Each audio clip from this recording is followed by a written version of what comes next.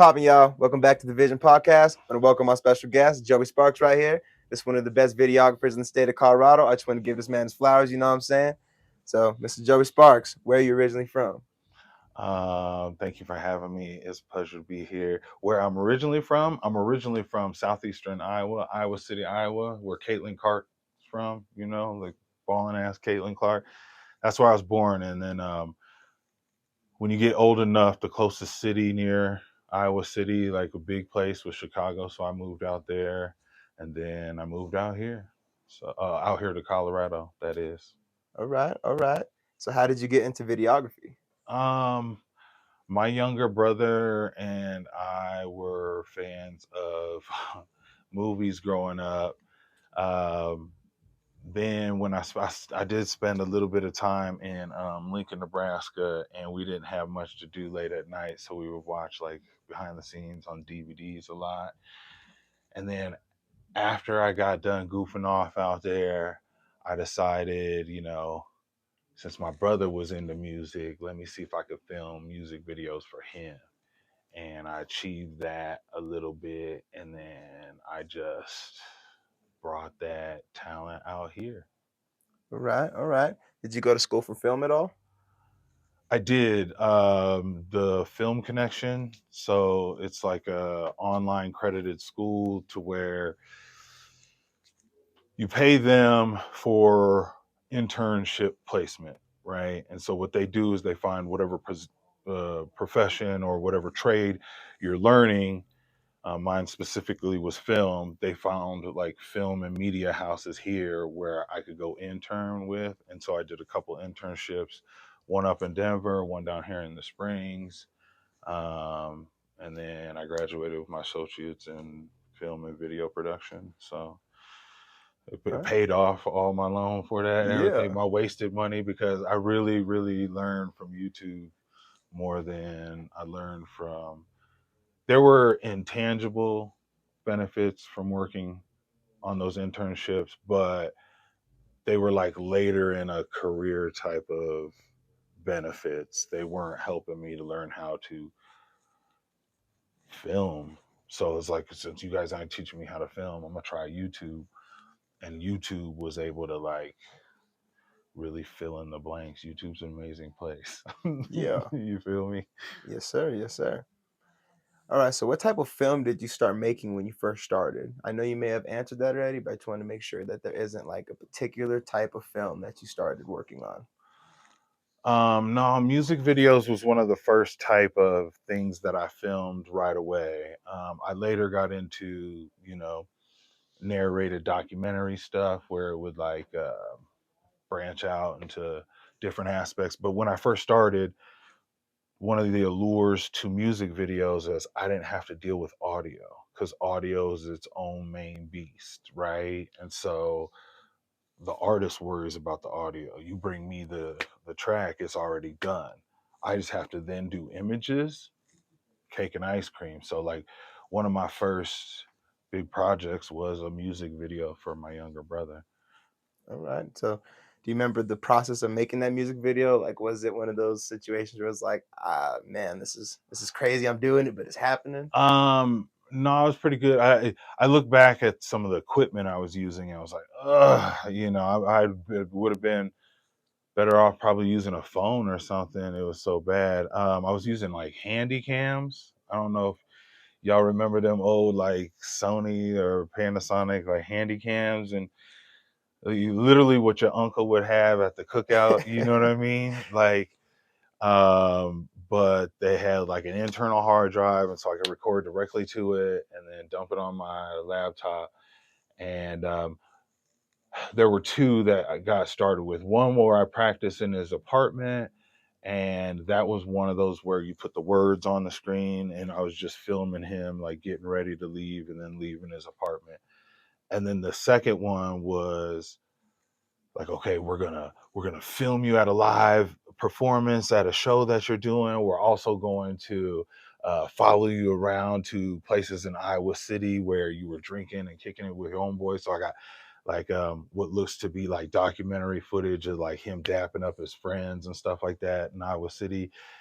We mixed that with some show performance videos. And then even that, I was like, okay, now let me film you on green screen, and we're going to take out the wall and put us in like a completely white room, and then you can spit your lyrics from there. And then I meshed all that together off of handy cam footage, and it is still out on the internet to this day.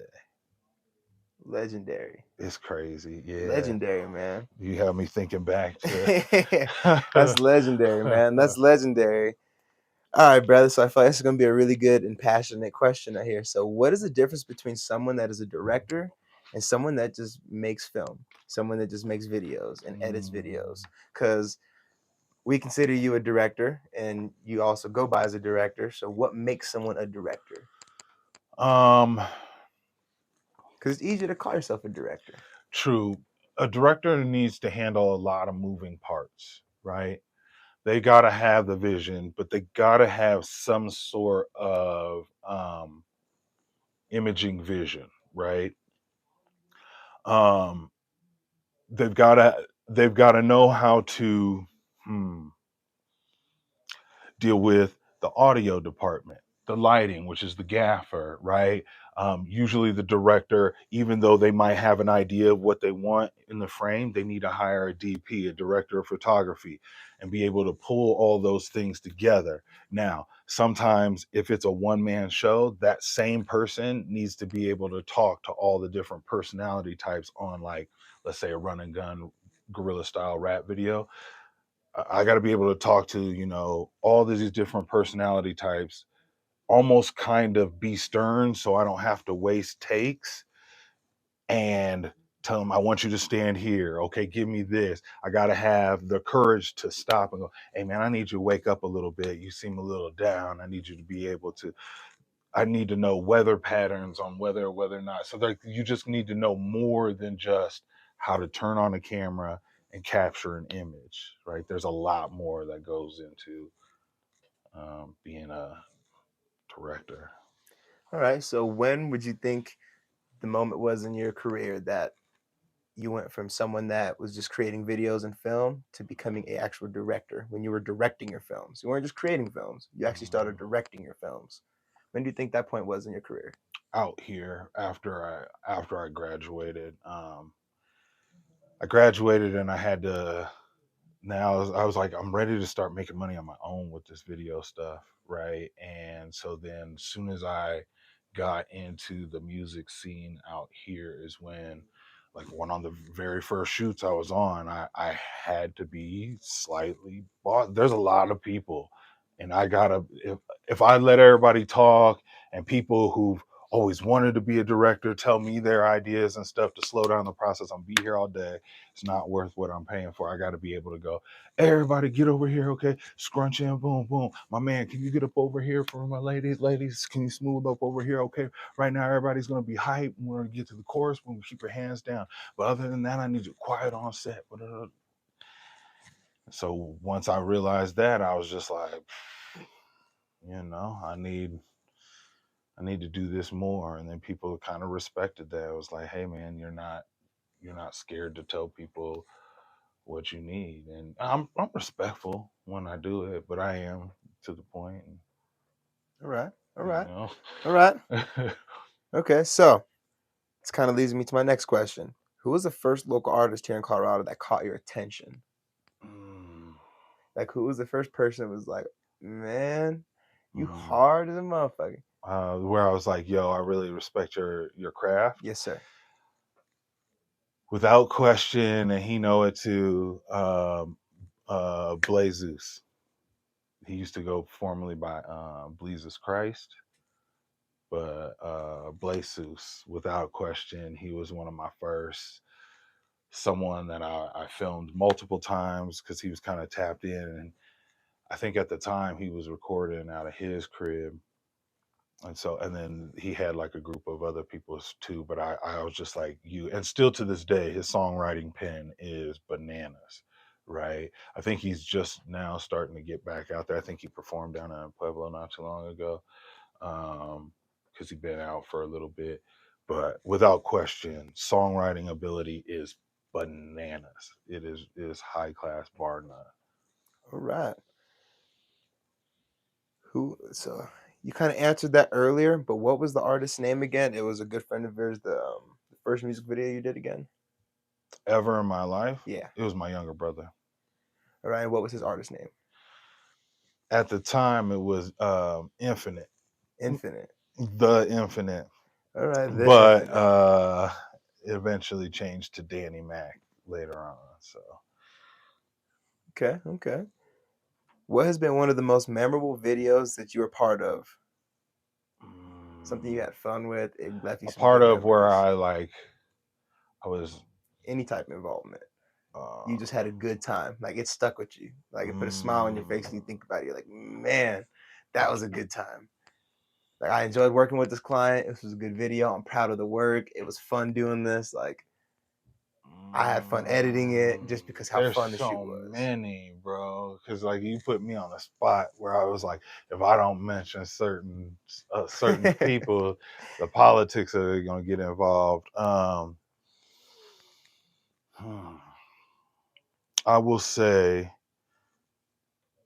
I will say there was a Black Pegasus shoot where it was super fast, but it was very hype and it had a lot of moving parts. Once again, I had to use my outside grown man voice, but I kept it real chill. And there was multiple artists on the track. Those spider cars, a model that somebody had paid to be in the video as well. So, and it was I want to say right before a night show or something like that, a show that was going on All right. during the night. Yeah. So a lot of people, everybody get outside, get out back. We got this little area. Okay, rap in front of the cars. All right, everybody, hands up in the back. You loving the song? Let's go. And less than an hour, I had everybody out, and it's still a bop to this day. Okay. Okay. Hmm. What would you say your best visual work has been up to date? Mm, there's so many things that I enjoy. Like something that you take some serious pride in when someone's asked you, like, show me something that you're like, ah, mm, this is my baby right here. um, I have different ones for different reasons, Let's hear it. right? Like some that I'm proud of how the image quality came out, like the texture or the color or something like that. And then I have some where I'm like, oh, this had like some parts where the music blanked out and there were acting portions in it. Some there, like, oh wow, some of these effects I was able to do here and there. I'll say maybe one of my most recent was a tribute that I did with Black Pegasus for an artist inspired like remix or retake. Ren Gill, his series The Money Game. Black Pegasus did a remix or a retake to it, and we shot a video to pay homage to some of the work that he did, and it was well received, and I was super proud of that one. But I mean, hell, yours. I'm proud of yours too. I Yeah. mean, there's so many for so many different reasons. Like I said in that one, I mean, like we captured a moment in time. Yes, You sir. know that thing will be immortalized forever. You always be able to look at a point in time where you came from and be like, it was here. Yep. You know what I'm saying? Wherever I'm at, more than likely it's better than right here. So Yes, sir. yeah. I also want to shout out Richard Ray's. He goes by Radio Ray. Um, his most recent one, Plot, that I shot, or I don't know if it's his most recent video, but the last time I worked with him, that was our most recent piece. I really enjoy the color and the fact that we did some cloning in that music video, meaning making multiple versions of him. And we did an interrogation scene with a cop interrogating a criminal down on a table, and he played both versions, and we had to use it in an extreme lighting scenario. Um, where I couldn't control the light. And when you're trying to blend cloning scenes, you need the light to be the same, and I couldn't control it. I think it did a really good job on selling that one under the circumstances. So, if you're watching, Joey Sparks on YouTube. Yeah, go check homie out, man. That's why I said he's one of the best because he makes magic happen. Talking about some magic. Go check out Super some magic. videos. Super Yeah. magic. All right. Can you describe how has been your journey jumping into the content world? How has it been jumping into the world of content? It's a huge world to jump into. It is, and I assume you speaking on my modest 41,000 subscribers as of right now. Yes, sir. Congratulations on the numbers. He's running it up. I'm hating. I'm talking up. shit. I'm being It's running bougie. up. Talking shit, brother. But I can't pop my shit. That's not peace. Yeah. Let me let that be peace. Peacefully pop your shit. Peacefully pop it. Yeah. It's been amazing. I didn't realize it was ready to be there, but it was something that I've been wanting to do for a long time. Is I wanted to create content and then just have a platform to share it, right? But I didn't know exactly which realm I'm gonna do that in. What's it gonna be? And you could check early in some of my YouTube videos. I got like shoe review videos. I got movie review videos. And it wasn't until it was like reacting to videos that I was like, oh snap, I didn't know that this was a lane. And I didn't know that I would even realize when I found out, oh, there's a music video reaction lane. Even still, I'm probably the last one to the party, right? But according to some of the people who watched some of my first reactions, they said the fact that I'm speaking from a music videographer point of view is different than the rest. And I said, no, are you serious? And so I did another one. And they were like, once again, new people were showing up. It's so interesting that you're speaking about the videography aspect of music videos. I'm like, hey, man. And then you pair that with my winning A1 attitude Yeah. and my ability to talk somebody's ear off. I felt like it just fell in my lap at some point in time. I just had to wait for that moment. Universe works in mysterious ways, huh? It God sure has a do, Jack. plan. She sure does. Yeah, Amen. man. Amen. All right, what advice would you give to an up and coming videographer or content creator? What would you tell them if they were like, "Yo, Joe, I need some advice. Give me some game." Or in Gillian Wallow's terms, give them some $1 million worth of game, bro. Right. Give them a gem. Humility is a big part of growth. It's very easy to get one of these tools because the price on them have lowered, right? And the level of quality and the acceptance of video quality has been loosened as well. So a lot of people think I just got to get in and but when you get in, you're going to find out that there's people who've already done it before you. They've cut a few corners here and there, or they've learned a few lessons that if you pay attention, they could help you cut a few corners. Never boast on social media like I'm the best, because you're just gonna find yourself with your foot in your mouth when somebody else show up in town and they got a camera and they're new on the scene. There's always gonna be a new, younger person version of yourself out there. So humility, humble thyself. Always can learn from any situation in this imaging game, and then just try everything over and over and over again, but also like study the important parts of it, and then worry about how you release it or where's the outlet at. But first you got to learn how to put it together. Don't be like, man, I put together great interviews, but you're not using a mic.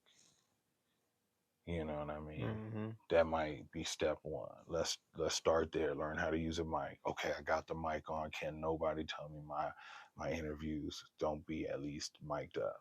You know what I mean? Now I need some lights. Okay, they said the overhead neons don't work. Got it. Now my mom's lampshades, they ain't working. Yeah. I gotta put something else into it. All right. So kudos to those who take those plunges. All right. All right. What would you say to the younger version of yourself?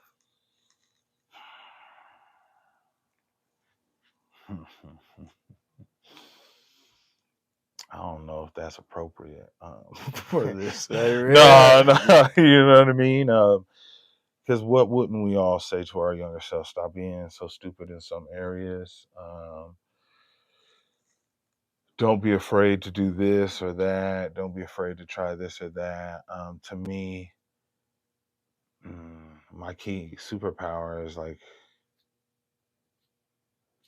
just, I don't know, staying the fuck out the way.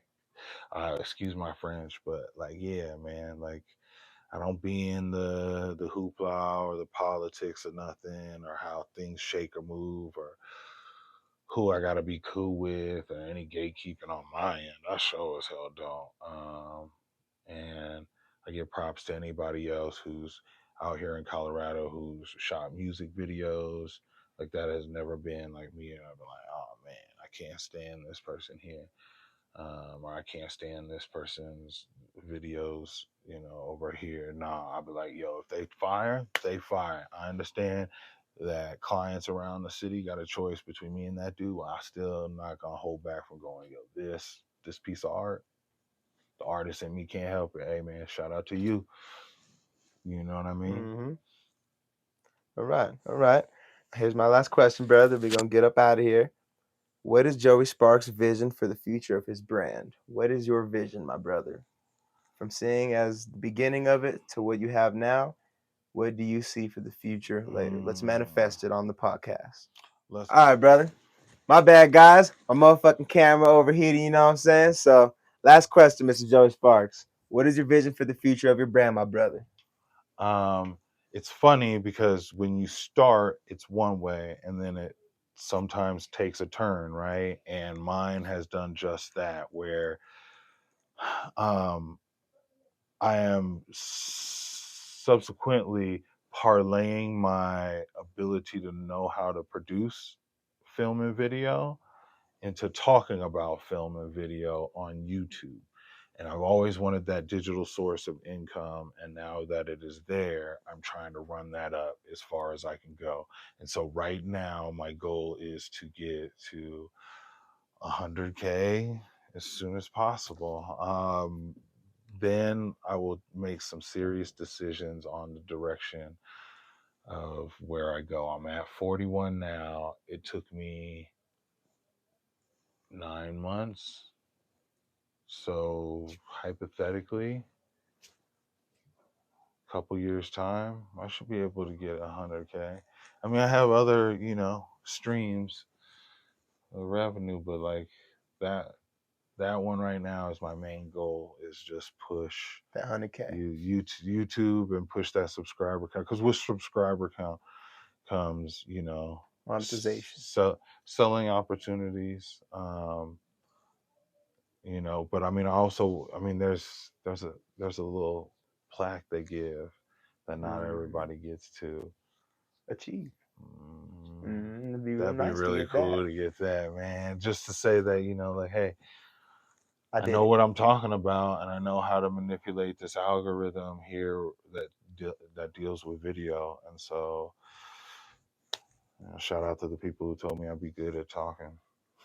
All right, brother. All right. Well, guys, that's the Vision Podcast. Joey, thank you so much for doing this, brother. Man, thank you for having me, Sleazy. I appreciate the opportunity, man. Yes, sir. Yes, sir. Till the next time, y'all. Yes, sir. Peace.